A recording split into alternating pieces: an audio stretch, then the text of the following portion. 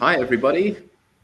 We should be live now, hopefully, and it's working well, hopefully on everyone else's end. As per usual, sometimes there's a bit of, maybe sound issues or anything like that. And so definitely feel free to refresh the browser if you're having any issues, but hopefully it's all going very smoothly for y'all.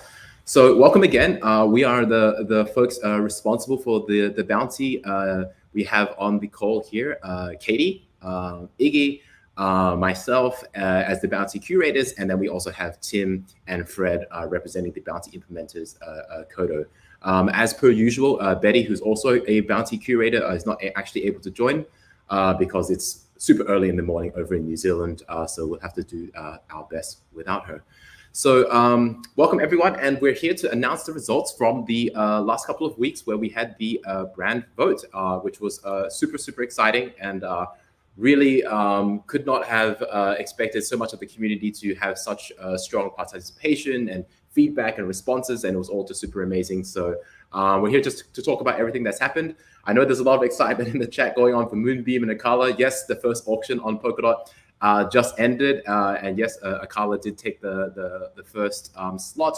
It was a very close and interesting kind of first auction, and hopefully folks found it really exciting to begin. But of course, the second auctions will begin very soon, and hopefully everyone is into that. So I'm going to share a screen now just to make it easier for everyone to follow along. And the first thing we want to just say is just super thank you to all of the community who really took a lot of time and effort to participate in this project, not only in the last couple of weeks, but throughout this entire bounty process, which actually began almost a year ago. It's been super amazing to see all the feedback that came in through the forum, through social media and all that kind of stuff. And all of that participation just really shows that Polkadot has like a super engaged and passionate community, and everything that we saw there was super amazing. So first, just thanks to everyone who participated. It was super great. And of course, we're here to, without further ado, obviously talk about the results. But before we go through everything, just a bit of housekeeping straight away.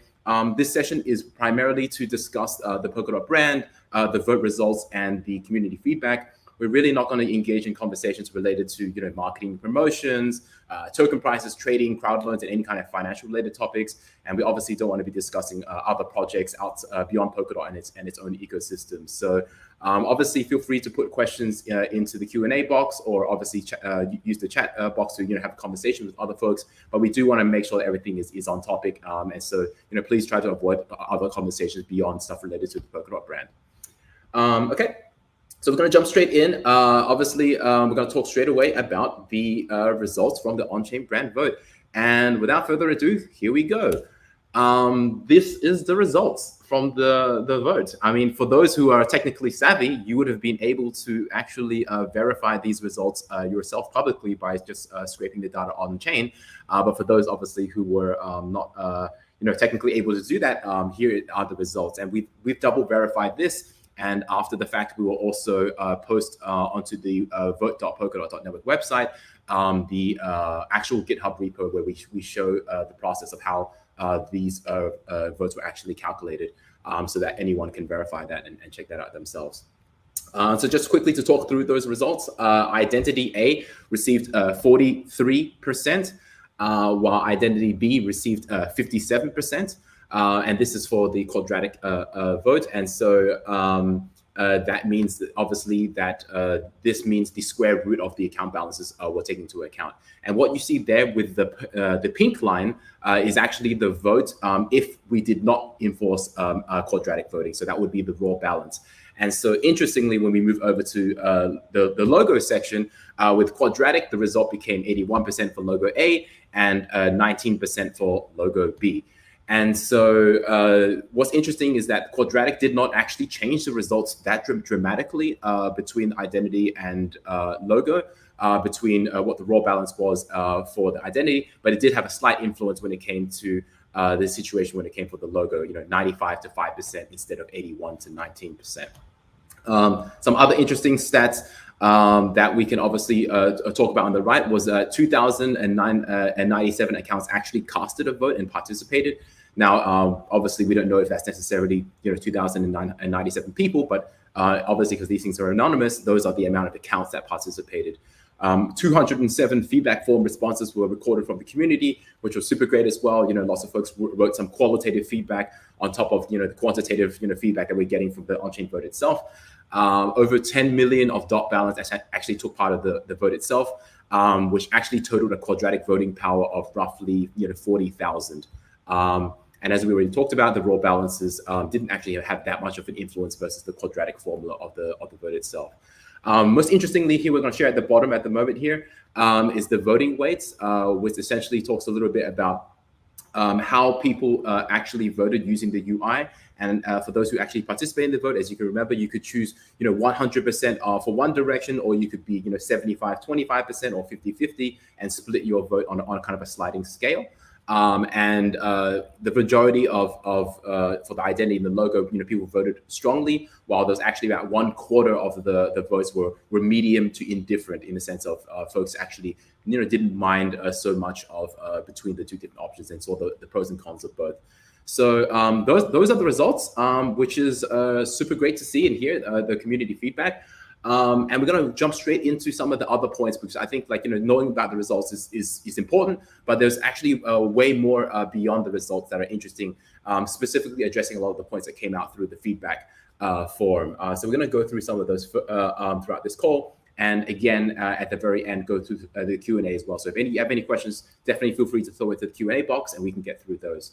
But before we go into the community feedback and address some of the questions that came through, or the feedback or suggestions, I want to quickly just talk about the actual voting process, which I think is really important, because this is the first time ever in the history, I believe, of humanity or any blockchain project that this has actually been done, where a decentralized community around the world can use blockchain technology to vote on something and determine its future, specifically related to the brand. And this was super exciting, and I think that there was some feedback where some folks wrote this was the first time ever that they participated in blockchain governance, which is super exciting. I think that's really what this project has also really been about on a meta level, right? Really pushing the envelope on getting folks to participate in governance, interact with blockchain technology, and get involved in the community. And really seeing a lot of that feedback was super heartwarming and just great to see, right? That folks were engaged enough to go through this entire process of understanding how it works and actually voting and interacting with Polkadot technology. So there were a bit of feedback, as you can see here. We just posted a couple of points from the community. Obviously, we don't want to go through all of them because this would be way too much to share about, not fully understanding the voting process or how the voting process could have been better itself. So we do want to kind of talk about some of those points. So how did the vote actually work? Well, it was obviously explained on the website itself, vote.polkadot.network, for those who have not actually seen it. But we'll go through a step-by-step here so folks can understand as well. The first thing that happened was that a snapshot was taken of the entire network to see what everyone's balance was for these accounts, right? So as an example, account A had 100 dot, account B had 25 dot, account C had 1 dot, and account D had 900 dot, while account E had 9 dot. Now, what happens is that this snapshot becomes essentially the source of truth of how we weigh the voting when it comes down to the line when people cast their votes. Now, every single time, obviously, every single block that existed after that snapshot was taken, and obviously changes in balance, these did not affect the vote. So as an example, account A had a 100 dot during the balance snapshot when it was taken. And then in the next block, there was a transaction that happened, and then suddenly their account had 475 dot. Now, if account A casted a vote, their vote would not be calculated using the 475 dot, rather it would be calculated using the 100 dot. Okay, so only the snapshot was actually used in the vote calculation. And there's an important reason for that, which we'll explain a little bit later on. Importantly, what this also meant that if an account was created after the snapshot was taken, so here you can see in next plot, account F was created and those 10 dot put into this account, and then account F voted, this would also not be counted towards the vote. This would be the same if any more new accounts were created. Essentially, any changes to the network that happened after the snapshot was taken, they would not have a reflection or effect on the vote itself. Importantly, this also means that if an account, for example, account D here had 900 dot, and then later on, the account, transferred all of its dot out of its account, it got closed, but it voted before it got closed, the vote would still count, right? Because it existed when the snapshot was there. Now, this was really important factor into the vote because it was a way to essentially avoid what we call essentially a spam attack, or essentially to build civil resistance. And that's really just a complicated way of saying, how do you stop people from gaming the system? You can imagine if, the quadratic voting formula works in a way like this. If account A was to vote with 100 dot, they have a voting power of 10 dot. Now, if account B was to vote, they would have a voting power of 5 dot, right? And this was done so that we could, provide an encouragement to the smaller players in the ecosystem to have a stronger voice, proportionately to those with really big bags or large account balances. And so this is an encouraging factor, right? Because it enables folks to participate from all different types of areas of the community. But it creates this other problem where if people knew about this in advance, what they could do was to, if they had 100 dot in their account, they could split their 100 dot into 10 different accounts of 10 dot and then vote with all 10 accounts. What that would mean, of course, is that they game the voting system. So by making a snapshot of the entire network and then only using the calculation from that snapshot, it essentially protects from this spam attack from happening. So this essentially builds that civil resistance, right? And so that was a big reason why actually new accounts that were created after the vote went live were not able to participate. So that's effectively a big reason for the voting design system and that happening there. And of course, for those who participated in the vote, you were obviously able to choose how you wanted to split your vote between the identity and between the logo option, right? So you could have done 75% for A and 25% for B when it came to the identity, or you could do 0% for A and 100% for B. And of course, your voting power, say for account A was 10, that would be split across those preferences. And ultimately, what we would do, of course, is to then tally all of these up, and then that would create the results that you saw previously on the slides earlier. So that's essentially how the voting function works. So we want to actually talk a little bit about some of the specifics here. All votes are publicly verifiable, which is a great thing about blockchain technology. It's all on-chain and it can be seen forever. As long as the Polkadot network is live and on the internet, y'all will be able to check this forever, right? And 10 years, 20 years, 50 years into the future, which truly makes this a historic moment. This is an idea of when exactly the vote started. It was on this block, and when the vote ended. Obviously, we use block time, not necessarily real time, but this actually lasted for roughly 9 to 10 days. And these other points we've already went through in the previous slide. And so although roughly 3,000 remark transactions were actually taken, were actually signed during the vote going live, actually only 2,097 votes were valid. So that meant that there were quite a few that were not. And the reason for this were sometimes a new account was created and then they participated in the vote. And again, new accounts were not able to participate. A second reason could be that the same account voted multiple times. Now, if a same account voted multiple times, only the latest or the newest vote would be counted, and the votes prior to that were rejected. Now, there could have been multiple reasons for somebody voting multiple times. It could literally be because a voter changed their mind and they wanted to vote a second time with their new decision, or they could have just voted multiple times because they didn't realize that was what they were doing. So I'm going to quickly talk about some areas of improvement because this was not a perfect system, and it certainly could have had issues that essentially disadvantage certain groups that we want to recognize and call out here for areas of improvement for the future, right? This is the first time we've ever done such a thing. It's the first time Polkadot's ever participated in such a thing. And so it is important to recognize that this wasn't a foolproof system in the beginning, but further optimization improvements can happen in the future. So the first point here that we want to obviously talk about is that not all dot holders were able to obviously vote due to just general technical constraints with wallets, right? For those who held their tokens via custodian, like on an exchange, you're not able to vote because there isn't an interface for you to do so. Also because you're not holding your tokens, you're not actually able to sign those transactions and therefore actually participate by those means. On top of that, of course, the seamless experience that we designed was optimized for those folks who actually had an understanding of Polkadot.js, the browser extension, and maybe some other wallets like Ledger and so forth. But generally speaking, it was not accepting votes from every single wallet that existed in the space, which was definitely an area for improvement for future governance votes like this. The second point that's also important to bring up is that if dot holders knew about the vote before going live, they certainly could have gamed the voting mechanics, right? They certainly could have split their accounts balance into multiple different accounts and then voted multiple times, obviously with their multiple accounts, and that is a real factor that could have been a gaming thing. That's also a big factor why this vote went live without much pre-notice in order to avoid this from happening. So. But we also want to recognize that is an important factor here. A third point, which is just a matter of a UX or a UI thing. A lot of folks were not able preemptively to be warned that they've already casted a vote with their account. So sometimes they might have cast duplicate votes, as we already mentioned. So this was obviously not optimal. It didn't obviously have a negative impact on the results in any way, but certainly it's not the most optimal thing to be happening. And of course, lastly, but importantly, the voting experience was optimized primarily for desktop and not mobile, and everything was in English, right? And so there's definitely a lot of biases here that limit participation to a certain extent.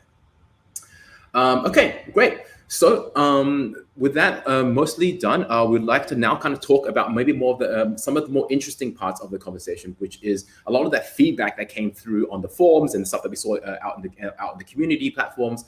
And there was a wide range of feedback, and as we kind of showed in the first slide, is obviously very, very overwhelmingly positive, and people really enjoyed the process of participating in such a historical moment like this. And there's a lot of positive feedback, but there were obviously a lot of kind of conflicting feedback as well that came through, where people thought, oh, maybe the process was too slow, or maybe it's too fast, or something was confusing, and I think it's important to actually talk about those things and address them. So that's what this next part of the conversation is about, right? And we're going to bucket all of these into a large topic of why is Polkadot updating its brand, and what has that process been so far? Because it seems a lot of folks were not super clear on how that worked.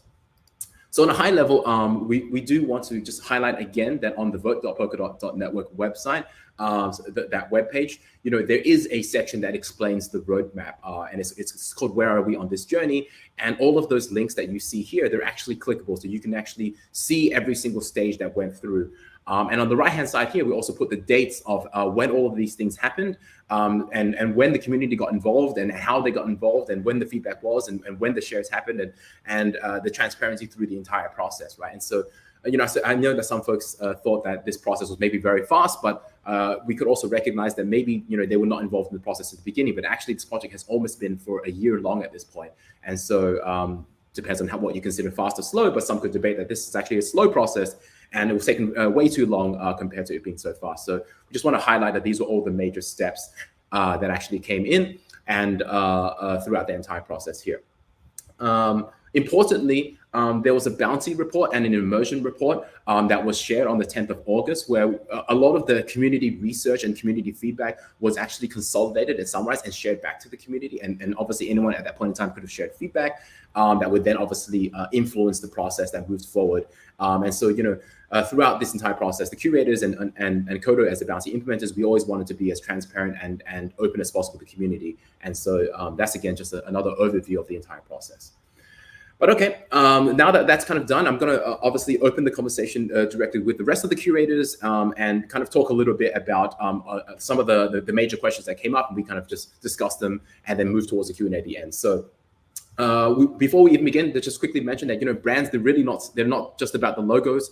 It's really about everything. It's not just about colors and typefaces. It's everything that comes together that people interact with when it comes to an entity that is the brand. And they really organically evolve all the time, right? It's not something that remains the same. And I know that a lot of people are uncomfortable with changes, but we certainly want to recognize that change and evolution is a natural part of Polkadot and the technology. And it's a natural part of the brand as well. And so it's really important for us to see that this project was not about changing for the sake of change, or just doing a superficial, artificial, changing the colors because we want to change the colors because we're bored of the old colors. It certainly didn't come from that, and we definitely recommend for you to go to the bounty process and look through the entire brief and the proposals in the beginning to talk about where we talk a lot about the challenges and opportunities that are looking to be addressed through this bounty project. So from that, we're going to start talking about some of the first topics, and the first feedback that came through, which was some of the community thought, why so much pink? So let's start discussing. Who wants to go first? We began the process, as you mentioned, and this can be found in the immersion playback presentation, which is one of the links Kay's just been speaking about. A lot of the focus initially was on analyzing what works and what doesn't work in the existing brand, and there was, first of all, a lot of standout with the use of pink. And so as a key component of the visual side of the brand, it really helps stand out from the rest of the competitors, which are very much a sea of blue. There's some greens as well. And while it's a divisive color, it can provoke strong reactions. It's a very distinctive color. And so from a recognizability point of view, it was deemed that it was a really useful element as part of the brand. And so in that case, it was about building extra equity from a visual perspective into that color and the use of its color. And so with the different routes that we presented in the vote, it was about how we could use the color. How could we use pink as a iconic element of the brand, and then support it with a range of other tones as well. So you'll see in different moments of the different videos, pink is really present. Sometimes other supporting colors are more present, so that there's flexibility within that from a visual perspective. Yeah, so it seems for those who are not a fan of the pink, I think the main point we're trying to give out here is that pink was a very distinctive factor for I'm hearing echo. Is that okay? Yeah, that might be Iggy's mic. Yeah, and so we saw that pink was obviously a very distinctive color, and it made Polkadot stand out. And although some folks didn't like pink, it has become very much a part of the Polkadot community at this point. Okay, the next kind of feedback or discussion area that came from the community was, I believe, why keep the Polkadot name, and why not change the name? Yeah, I think from a lot of the research, as Fred said at the beginning, we did from color through to the name, all the aspects of the brand that people loved and engaged with. The name was something that we heard there was a lot of love for. And when changing a brand name, there's a lot of things to consider. So often the question is, why would we need to change the name rather than why keep the name? And in Polkadot's case, there's a lot of equity, there's a lot of momentum behind it. It's, again, something that's really distinctive. It starts to speak about the technology in an interesting way. There's a good story behind it from the kind of the Polkadot paper right at the beginning, where Gav kind of created the white paper on Polkadot paper instead to do something really different and distinctive. So there's a great kind of brand story behind it. And really it kind of answers everything that the name needs to do. So I think to change it would have been very difficult. And I think it's difficult to transition people to a new name, especially when there's so much equity in something and it's so loved. There's no real reason for that to change. Okay, cool. All right, and we'll like to address a few more points. So the next one was, why not more different designs? And so this feedback was, I think some people in the community were expecting, really drastic departure from what was seen in Polkadot today, and going to blue or changing the name and something very different. But maybe what was presented wasn't as radically different than they had in mind. So that was the question or feedback from the community. Yeah, I think by and large, the goal of the project was to help expand and evolve what we've already seen and loved about the Polkadot brand. And so there were some pretty pragmatic problems that needed to be solved, and a total radical redesign wasn't required in order to solve those. So I think, the way that we've described it when working on this is how do we make the brand flex so that it can be used by lots of different parties in the ecosystem, but also achieve kind of these more tactical goals of, a token icon that's compelling and different and easy to recognize, among other things, without, totally redesigning what people do already know and love about it. Yeah, totally. So it's kind of like more of an evolution than a revolution. Okay, so the next question that we have is why update the logo? I can answer that. I think during the process we saw a lot of challenges at the beginning. The most obvious one was to escape from the brand similarities that we had. Pink and red are kind of similar colors, and so yeah, it was mentioned previously, this situation with Pinterest or other brands that use the P within the token. Then another challenge we had was strategize some of the translations. I think we all agree that Polkadot needs to go beyond specific alphabets and needs to be something that can be identified, right? No matter the culture that you're in. So certainly having the solution that we have now, it will have a better place. Then there was also UI considerations. There was, I think we talk about the positive and negative shape contrast aspect, and then different size and the circular framing of the legacy coins that we have currently. So overall, it was an exercise to prepare this brand for the community and for the teams to use it when adopting the technology.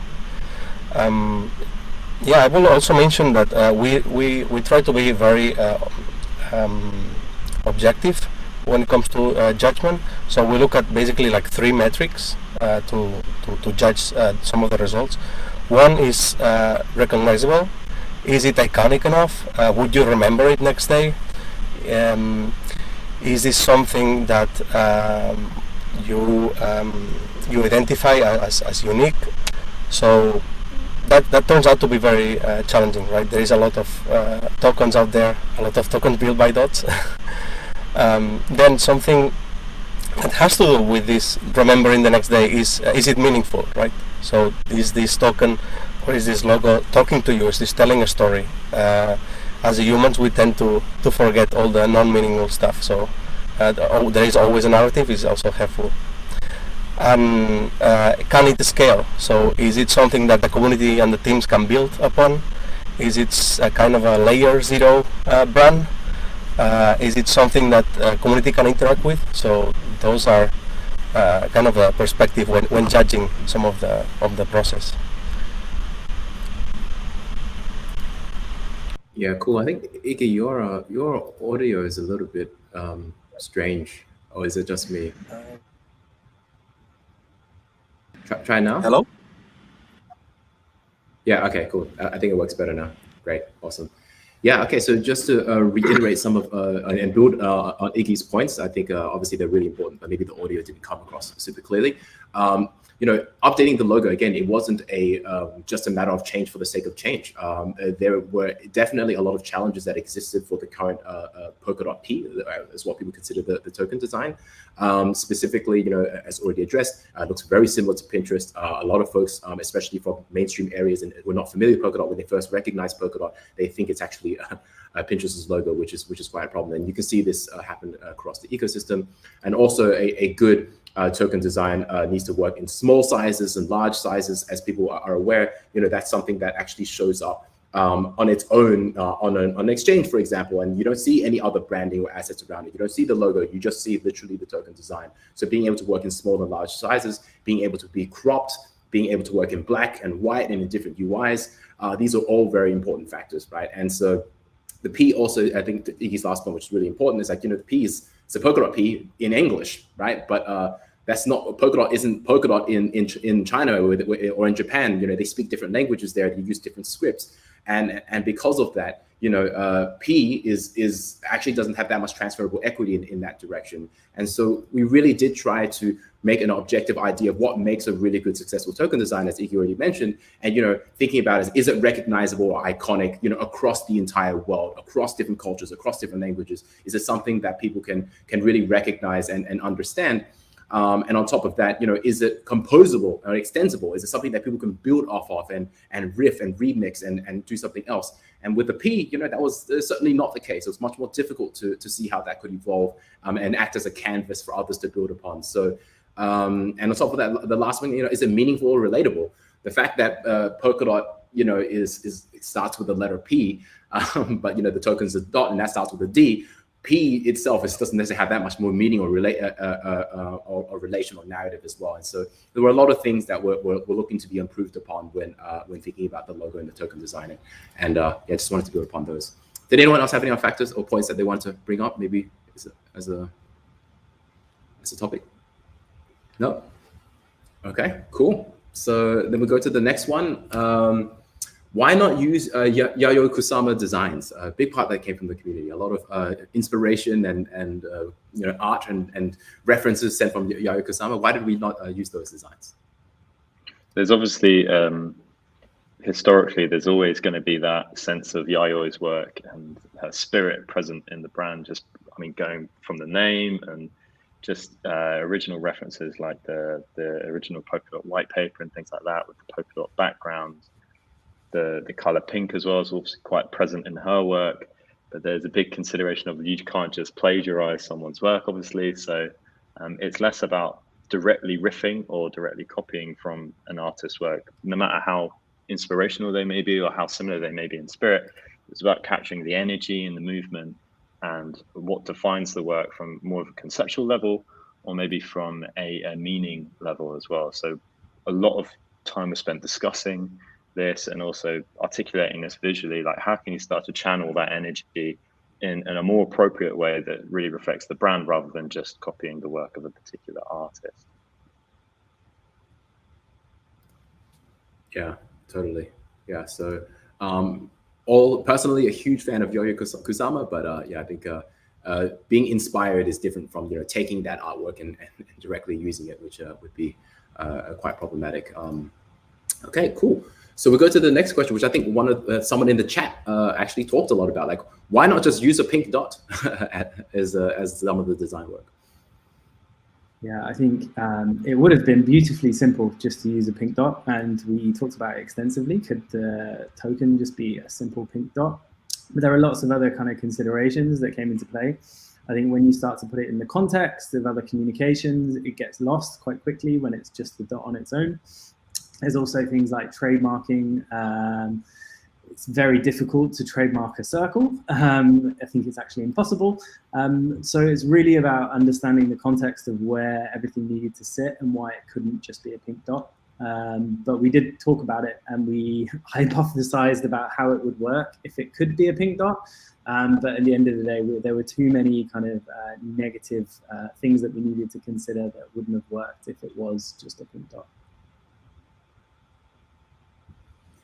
Yeah, I think one of the factors as well was like when exploring the use of like just a pink dot as one of maybe the logo design or token design like that, it became especially problematic. I think was with Identity B, when there was just so many pink dots used as well as the graphical element, and then it was like, oh, is that the token? Is that the logo, or is that just a graphical element?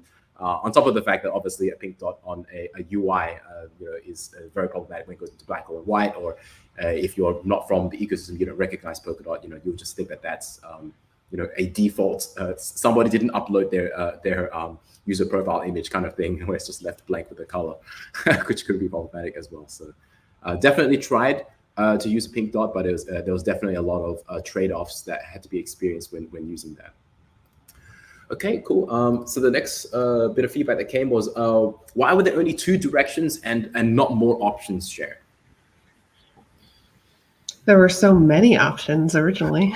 There had to be, 100 different options that were cycled through. And I mean, there's a lot that comes with that, right? So many designs were eliminated early on for a variety of reasons, not just style preference. And it comes back to the problems that we're trying to solve here.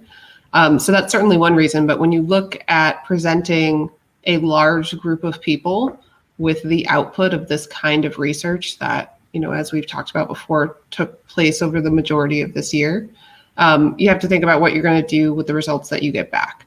And so if there were like 12 designs or even more that were kind of put up to a community vote, and we get back fractional numbers of votes for each of these, like what do we do with that? And how do we decide what's actionable and make that productive. So I think there's a few different approaches in terms of deciding how many to put forth. One is to provide two really varied options. I think most of us can say that these logos were polarizing in some ways, but they're very different from each other. And so that has produced some meaningful results. And I would also say, if you have a ton of different options for people to choose from, there's kind of a decision fatigue associated with that. So it just seems like the simplest and most actionable way to get meaningful feedback from a really big group of people, so that, the Polkadot team could kind of take it back and move forward to the next step. Yeah. It was also important, I think, that both options had kind of a strong story behind them. And I think we went through kind of the meaning that this token could kind of symbolize in different ways and different iterations. And we felt that both of those, the options that were voted on, had a really strong connection to Polkadot as a brand and a network, and could speak to what it does to an extent. Mm-hmm. Yeah, definitely. The feedback that came through, some people wanted a range of like up to 16 different options. And I think it is somewhat arbitrary when you try to really boil down to like how many options should be presented at the end of the day, how much is too much and how much is too little. I think at least through the process, we can definitely say it was like through, months of going through many different options and exploring them and actually trying to objectively evaluate, are these equally good options, right? Are they solving the brief? Are they resolving the problems like equally well? And some did and some didn't, right? And it seemed a little bit strange to present something to the community that didn't solve the problem that we were tasked to solve, right? And so if it didn't solve a problem, right, that was a big reason why it probably didn't make it up to be presented. So definitely wanted to share a bit about that. Okay, the next question, why use videos? There's a bit of feedback on like wanting to see things more static rather than seeing itself in video form. Again, with the voting process, there was a lot of debate as to what was the most appropriate way of delivering the information so that we'd get the most effective results that are most helpful for the progression of the project. What the intention with the video was very much that you get the dot holders to vote on the overall sentiment of the video. It's not about specifics. When you can see stills, you focus on maybe not the spirit or the energy or the feeling behind them, but you might focus on like the individual details. And it was more important at this point in time to capture like the right energy and make sure that went forward, and not maybe like a specific shade in one particular still, or this use of typography on some other still or something like that. So it was more about focusing energy in the right direction so that we get the most meaningful results out of the vote. Mm-hmm. Yeah, definitely. Anyone want to build on that about the videos or anything like that? I think it gives a different feel. It's more accessible, right? The fact that it's just, you need to pay attention for, 15 seconds instead of reading or seeing slides here and there. It's a very accessible medium. I think it was a good option. It's also good practice, right? If we're talking about making changes to a logo, because along this path, we've discovered a couple instances where the design doesn't really work for what we need it to. What better way to make sure that the new logos work than by putting them into work, like putting them into practice and trying a couple executions. I think that is going to help us as an ecosystem decide a better path. Yeah, definitely. There was tons of stress testing throughout the entire process of seeing, does it work here? Does it work here? Does it not work there? And I think that through that stress testing, the core really came to light of like what makes Polkadot and what makes Polkadot good and what solves the problems well. And so I think that that's also why, those two options were definitely presented there. Okay, I'll jump to the next question. There was another question of like, why use the same music? This feedback was quite interesting. It was in the sense of like, it's definitely a very small minority, but it is worth surfacing this feedback in the sense of like, some people felt that because the same music was used on, the same identity videos, and then the same music was used on the logo, it was like not showing enough of the differences of what was being presented. And it's like there was no choice because the music is the same, therefore these things are the same thing. So maybe we should just talk a little bit about the decision-making process for that.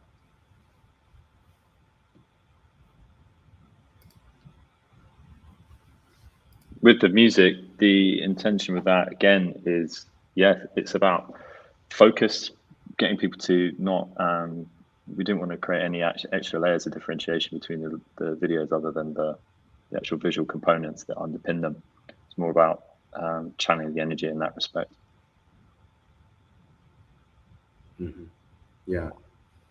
I think we definitely went back and forth of like, different music means that, you know, it's definitely two different videos and it can feel different.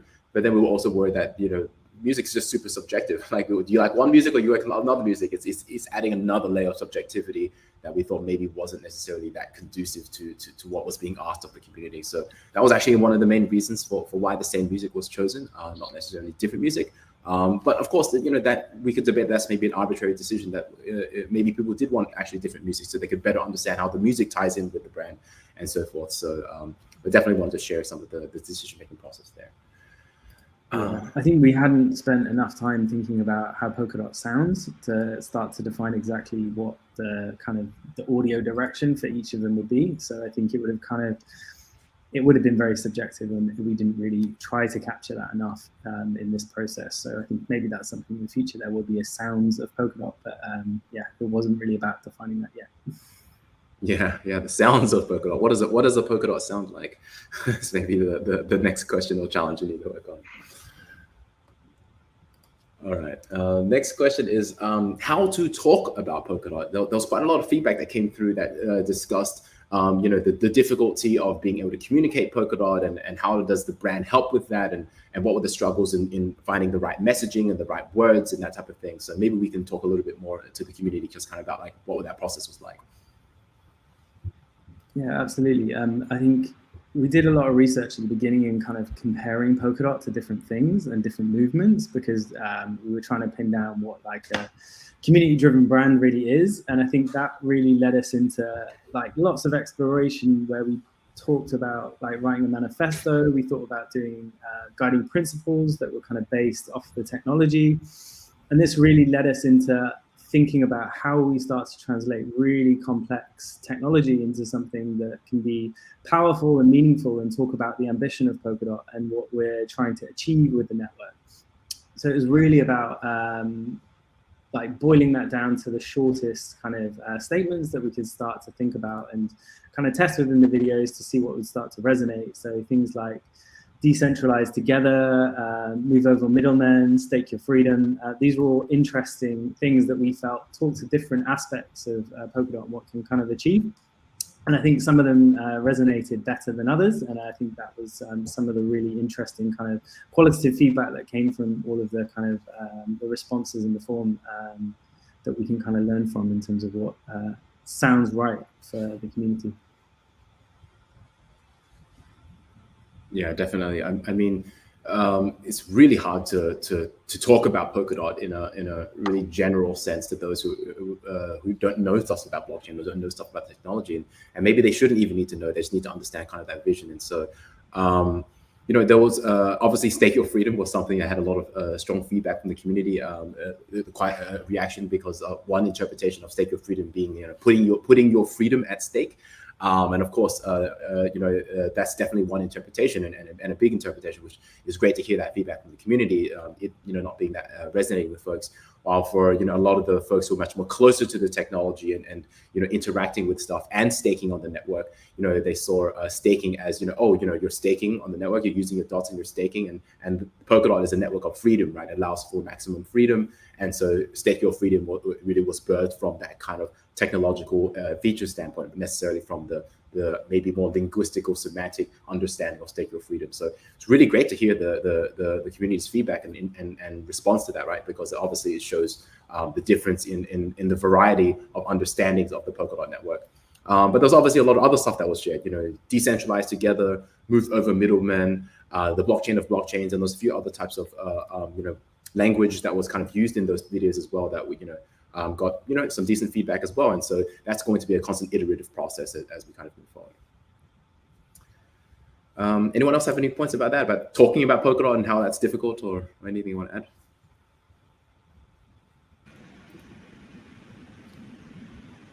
No? All right, cool.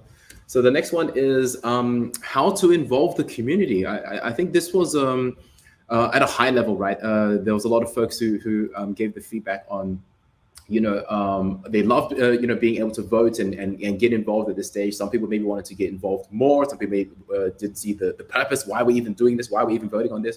Why are you not doing marketing instead of working on this kind of bullcrap? So there's a range of, I guess, participation desirable levels from the community. And I think we should talk about this topic a little bit and together about how we kind of talked about like how was it best to involve large parts of the community, smaller parts, and all the different manifestations of community. And I think the first part that's probably important to recognize was that it's not super easy to understand who wants to be included in the process. On top of that, the old community versus the new community. For those who've maybe been with Polkadot for a long time, many years, has probably seen the growth of the Polkadot ecosystem, right? And so I think the Polkadot Twitter 1 year ago to where it is today is like 10 times larger. There's like hundreds of thousands of more people than there ever was just a year ago. And so even when this project began a year ago to where it is now, the ecosystem has undergone dramatic changes, actually. And so figuring out how to involve the community that is constantly changing and evolving was quite difficult, right?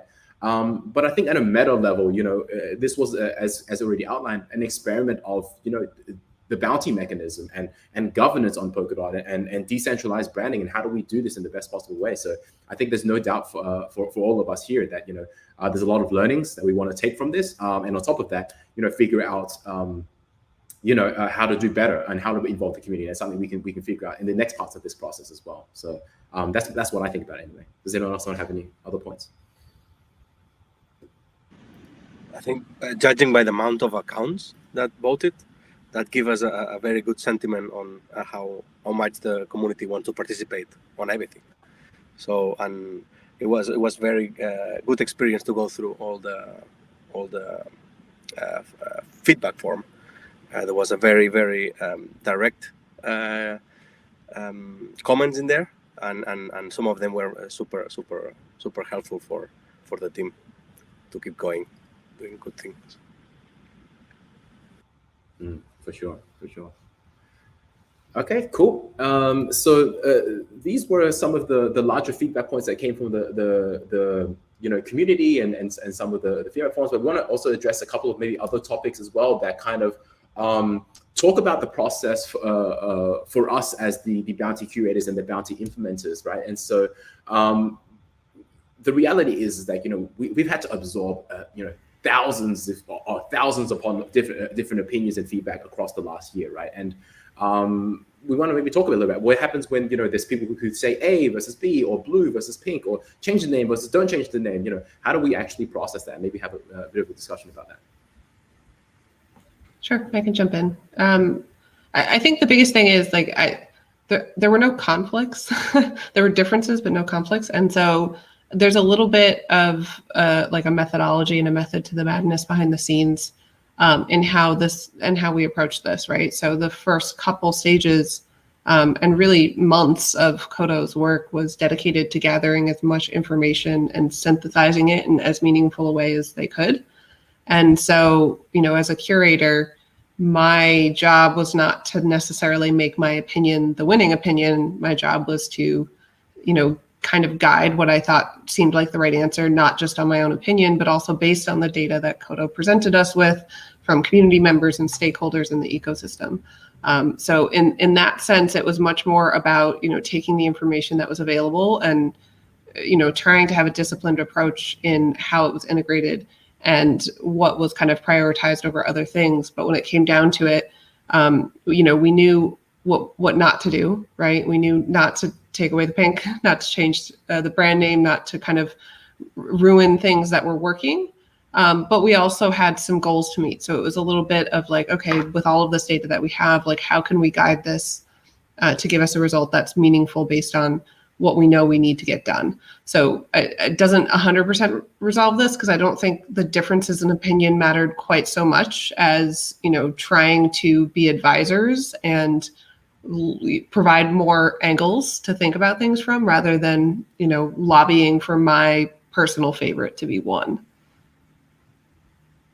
Yeah, definitely. Yeah, I agree. I think there wasn't like strong differences in opinions, but I think what you all did really well was like offer different perspectives and challenge things. And I think that was how we kind of responded to it. It was understanding how these challenges might play out and thinking about what kind of right solution to them is, rather than it's definitively something or definitively that. It was kind of really understanding those different perspectives and the things that we needed to kind of achieve.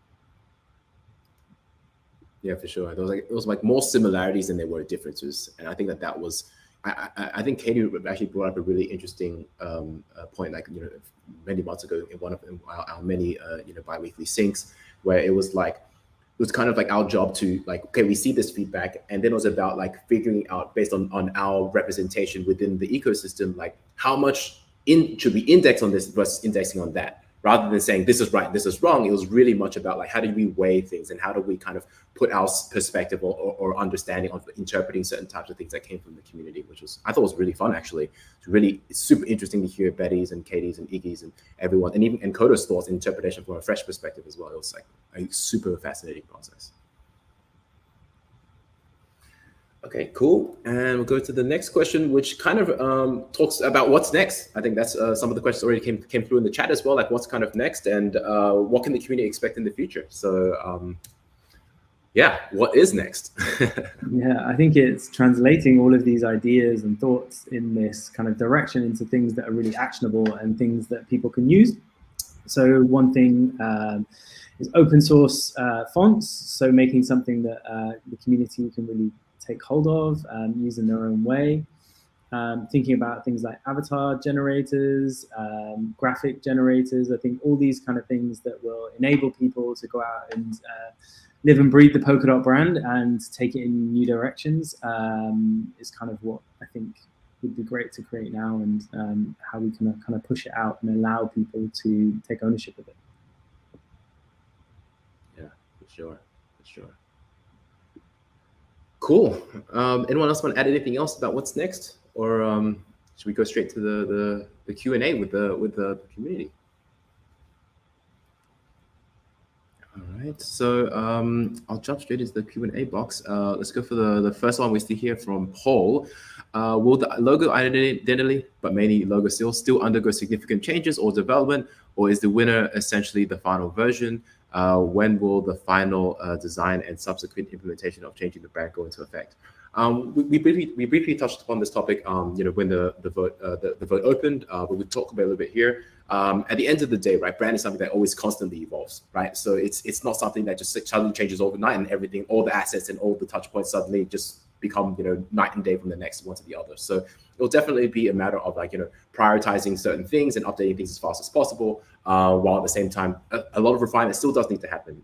As we mentioned, especially between the identities, there was a lot of feedback about parts that they liked in A and they liked in B, and how could you kind of bridge those things. And so a lot of our thoughts right now is about how do we make B the identity, but also be able to take anything that's from identity A that was very complementary or something that translates well and incorporate it into B in a way that obviously reflects what the community desired. And there's a lot of feedback in that respect.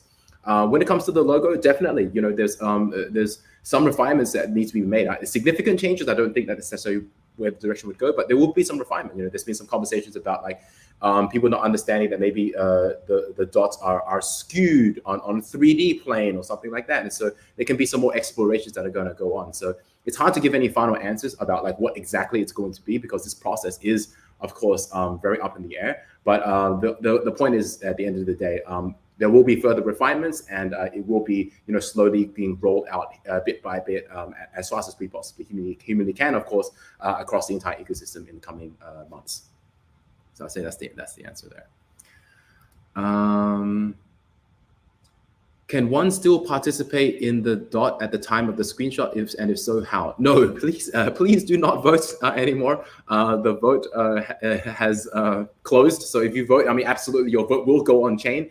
But it won't affect the results, right? Because we've obviously closed the vote now, and we're only counting votes from the start block date to the end block date. Start block number and end block number, which is all been specified on the website. So unfortunately, no, you cannot vote, and we don't encourage you to vote because you'd be just wasting the remark transaction fee.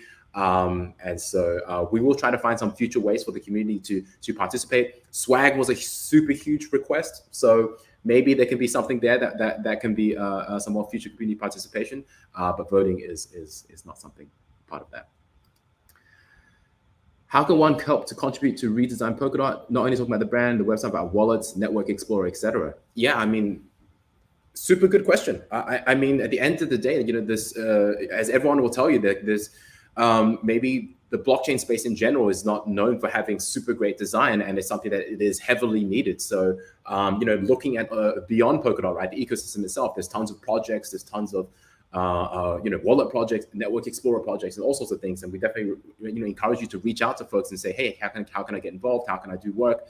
And yeah, absolutely. This is an open ecosystem that you can get involved with, whichever area that you see fit.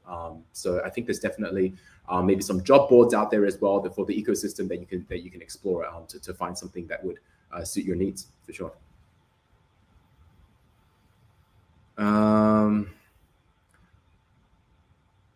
Why should Polkadot as a decentralized organization be considered by trademark? I'm not sure I really understand that question.